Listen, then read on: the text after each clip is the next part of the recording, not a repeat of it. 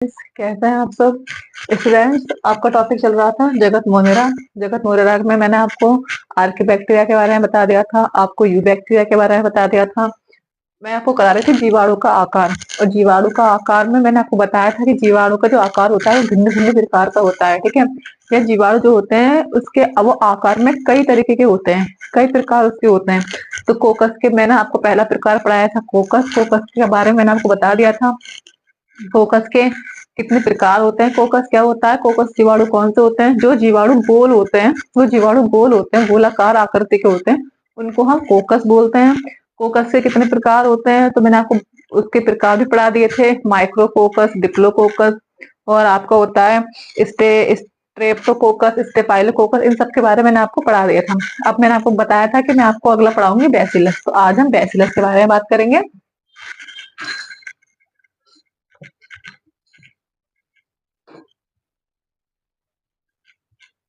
Bacillus, bacillus जो आकार होता है जीवाणु का, ये कैसा होता है, जो छड़ी नुमा जीवाणु होते हैं जिनका आकार छड़ के जैसा होता है उसको बैसिलस बोलते हैं, उस आकार को बैसिलस बोलते हैं।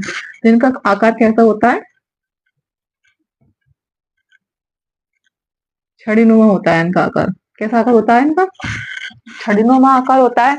ठीक है, तो और ये कितने प्रकार के होते हैं, ये दो प्रकार के होते हैं, एक होते हैं डिप्लोबैसिलस और एक होता है स्टेप्टोबैसिलस। ठीक है, तो हम पहले बात करेंगे डिप्लोबैसिलस की। तो डिप्लोबैसिलस में क्या होता है, जैसे डिप्लोकोकस में क्या हो रहा था, दो जीवाणु समूह के रूप में पाए जा रहे थे, ऐसे डिप्लोबैसिलस में होता है कि जब दो जीवाणु ये छड़ के रूप में पाए जाते हैं, ये इस तरह का आकार होता है। तो जब दो जीवाणु इस तरह से पाए जाते हैं तो इसको बोलते हैं डिप्लोबैसिलस।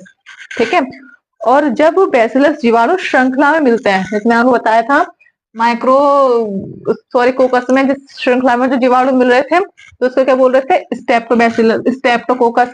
इसमें जो श्रृंखला में जीवाणु मिलता है उसको बोलते हैं इस तरीके से, श्रृंखला में जीवाणु जो मिलते हैं सीधी चैन में, अनियंत्रित नहीं बल्कि सीधी चैन में। ठीक है, ये छड़ के आकार में सीधी चैन में जीवाणु मिलते हैं उसको बोलते हैं स्टेप्टोबैसिलस। ठीक है, तो आप समझ में आ गया आपसे, तो आप हेडिंग डालेंगे बैसिलस और इसमें लिखेंगे कि यह जीवाणु छड़ या रॉड के आकार के होते हैं। किस आकार के होते हैं, छड़ के या रॉड के। जो आपने देखी होगी जो हमारे घर में लाइट ट्यूबलाइट्स लगी होती हैं लंबी वाली, उसके आकार के होते हैं। ठीक है, तो ये जीवाणु छड़ या रॉड के आकार के होते हैं। ये चल या अचल हो सकते हैं। ये जीवाणु के हो सकते हैं, चल भी हो सकते हैं और अचल भी हो सकते हैं।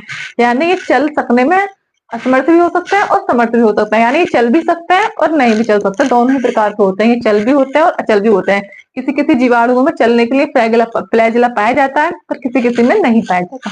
ठीक है, आगे लिखेंगे यह निम्न प्रकार के होते हैं, इनके प्रकार निम्न है। ठीक है, तो पहला लिखेंगे डिप्लोबैसिलस। डिप्लोबैसिलस हेडिंग डालेंगे, उसमें आप लिखेंगे जब बैसिलस दो के समूह में या जोड़े में मिलते हैं तब उनको डिप्लोबैसिलस कहते हैं। दो के समूह में, तो इस तरीके से आप संरचना बना लेंगे ऐसे। ठीक है, तो दो के रूप में मिलते हैं तो क्या बोलते हैं, डिप्लोबैसिलस। उसके बाद आप हेडिंग डालेंगे स्टेप्टोबैसिलस। इसमें लिखेंगे जब बैसिलस जीवाणु श्रृंखला में मिलते हैं तो इसको स्टेप्टोबैसिलस कहते हैं। फिर ये आप बना लेंगे। ठीक है, इसको क्या बोलेंगे, स्टेप्टोबैसिलस बोलेंगे। जैसे बैसिलस एंथ्रोसिस, बैसिलस एंथ्रोसिस। ठीक है, अब अगला है आपका सर्पिल या सर्पिलाकार। बैसिलस हो गया, आपका कोकस हो गया, बैसिलस हो गया, अभी लास्ट है आपका सर्पिल या सर्पिलाकार। ठीक है, सर्पिल या सर्पिलाकार। तीसरा है आपका आकार सर्पिल या सर्पिलाकार। इसके नाम से पता चल रहा है कि क्या सांप जैसे आकार का होता है। ठीक है, इसकी आकृति कैसे होती है, इसकी आकृति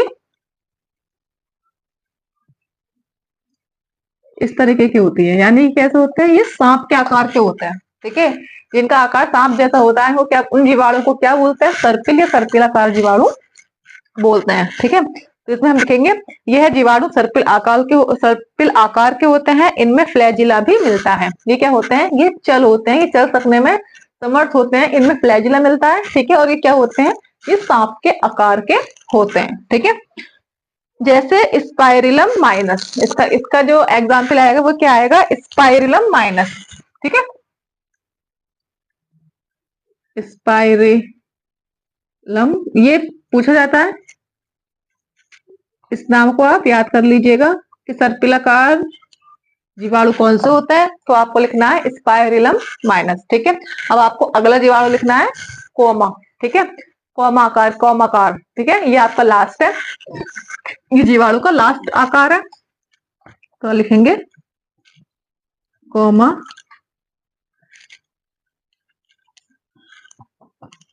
कार। ये क्या होता है, आपने देखा है हिंदी में हम एक कौमा का यूज करते हैं, इस तरीके से यूज करते हैं, तो ये जीवाणु क्या होते हैं, ये कौमा के आकार के ही होते हैं, इसीलिए इनको बोलते हैं कौमा आकार। इनके थोड़े जो हिंदी कौमा होता है उससे थोड़े बड़े होते हैं, ये इस तरीके से होते हैं, कौमा के आकार के हैं। ठीक है, थोड़े वो आगे से इस तरीके से मुड़े हुए होते हैं, और जो कौमा हिंदी में हम यूज करते हैं उससे थोड़े बड़े होते हैं, लेकिन होते उसी के आकार के हैं।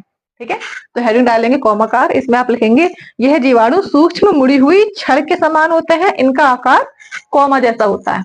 ठीक है, ये जीवाणु क्या होता है, छड़ के आकार होता है, मुड़ी हुई छड़ के आकार के। ठीक है, और इनका आकार कैसा होता है, हिंदी में जो कौमा होता है उसके जैसे इसका आकार होता है। ठीक है, जैसे एग्जाम्पल में आप लिखेंगे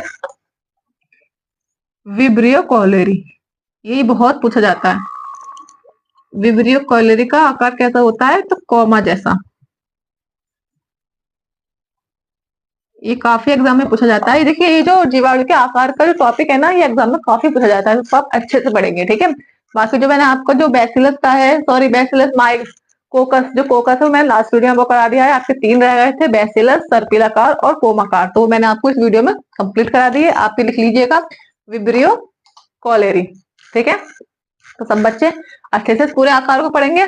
उसके बाद हमारा अगला टॉपिक है जीवाणु की संरचना। जीवाणु की संरचना बहुत ज्यादा मोस्ट इंपोर्टेंट टॉपिक है, इसमें आपको डायग्राम से आपको पूरा समझाया जाएगा। तो इस वीडियो के बाद जो मैं अगली वीडियो बनाऊंगी वो रहेगी आपकी जीवाणु की संरचना की। उससे बहुत ज्यादा क्वेश्चंस पूछे जाते हैं, नीट में भी पूछे जाते हैं, बोर्ड एग्जाम में भी पूछे जाते हैं, काफी क्वेश्चंस इसमें से आते हैं, तो वो आपको जरूर जरूर पढ़ना है। ठीक है, आज की इस वीडियो में इतना ही, अगली मिलते हैं अपने नेक्स्ट वीडियो।